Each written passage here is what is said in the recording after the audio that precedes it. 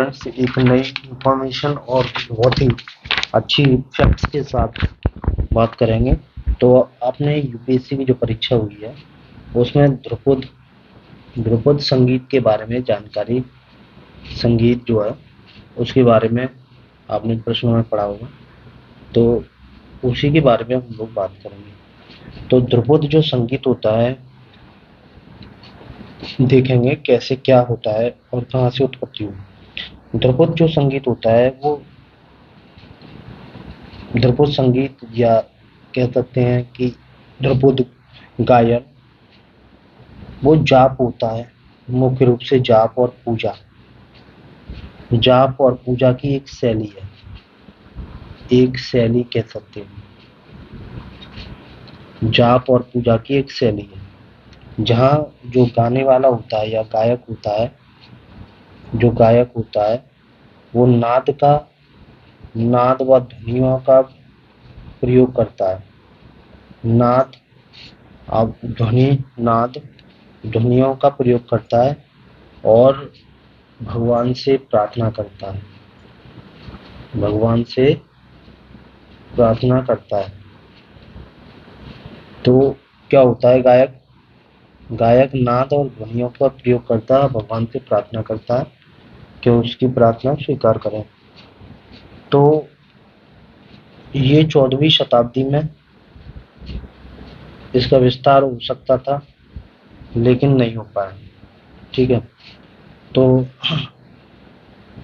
14वीं शताब्दी में इसको लोकप्रियता मिल सकती थी, लेकिन नहीं मिल पाई। लेकिन 15वीं से 18वीं शताब्दी तक इसका विस्तार हुआ, शताब्दी तक इसका विस्तार हुआ और इसको ख्याति प्राप्त हुई। तो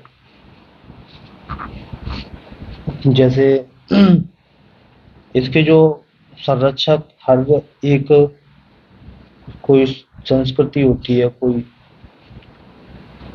कोई नृत्य होता है, कोई गायन होता है, कोई शैली होती है। तो चाहे वो गायन शैली हो, चित्रकला शैली हो, लेखन शैली हो,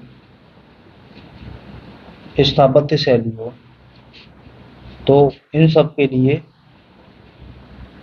लिए किसी न किसी का तो संरक्षण चाहिए ना। विस्तार के लिए विस्तार भी चाहिए।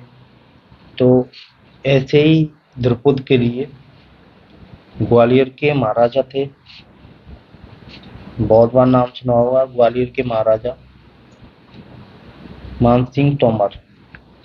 तो मानसिंह जो तोमर थे, मानसिंह तोमर, तो उन्होंने इसको संरक्षण दिया।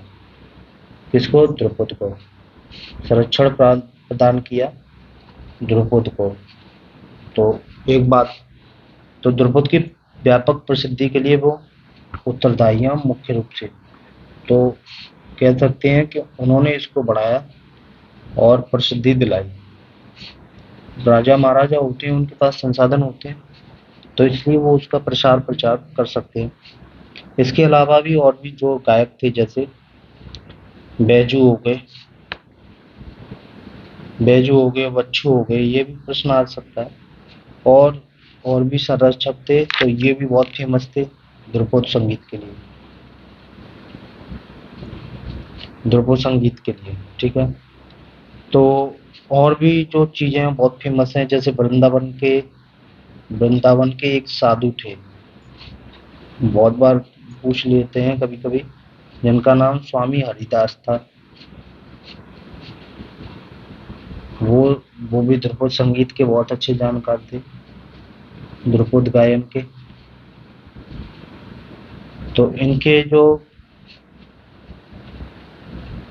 इन्होंने कह सकते हैं कि भक्ति संप्रदाय भी चलाया था।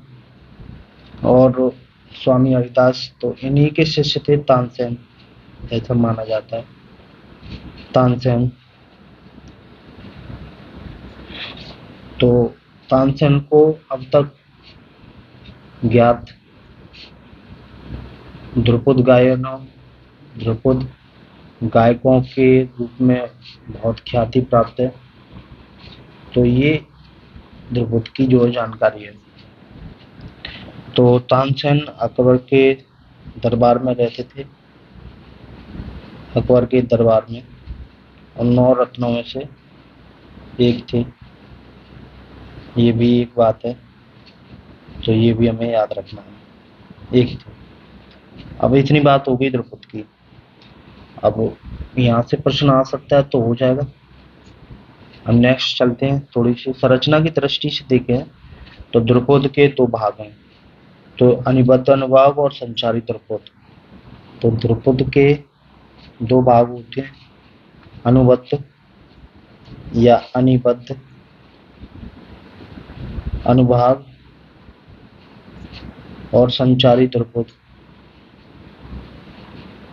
वैसे पूछ ले तो ठीक है। ये इसके 2 भाग होते हैं। पहला जो होता है वो आलाप होता है, इसमें आलाप किया जाता है, ठीक है। द्रुपद 4 भागों में गाए जाने वाले गीत है। पहले में आलाप करते हैं, इसमें गाते हैं। तो 4 भागों में गाए जाने वाला एक गीत है, जिसमें स्थाई होता है, अंतरा होता है, संचारी होता है और अभोग होता है। ये इसके 4 पार्ट्स हैं जिसमें वो गाया जाता है। संचारी, अंतरा, संचारी, स्थाई, अंतरा, संचारी, अभोग। ये इसके 4 भागों में होता है गायन।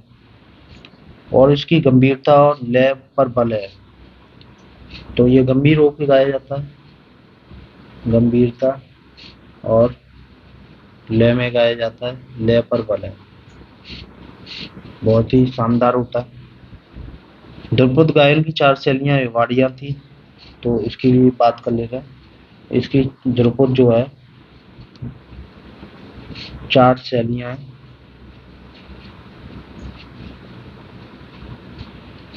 जैसे गौहर वाड़ी में राग गौहर वाड़ी, नंबर 1। नंबर 2 डांगरवाड़ी, डांगरवाड़ी। नंबर 3 कंधारवाड़ी, कंधारवाड़ी और तोहरवाड़ी। ये इसकी वाड़ियां हैं। तो इनमें ये 4 वाड़ियां हैं इसकी, या शैलियां हैं। तो सॉरी, तो इस तरीके से ये द्रुपद की शैलियां हैं। तो फिर मिलते हैं एक नई इंफॉर्मेशन के साथ, नए तथ्यों के साथ। फिर से अपना ध्यान रखिए। नमस्कार, धन्यवाद।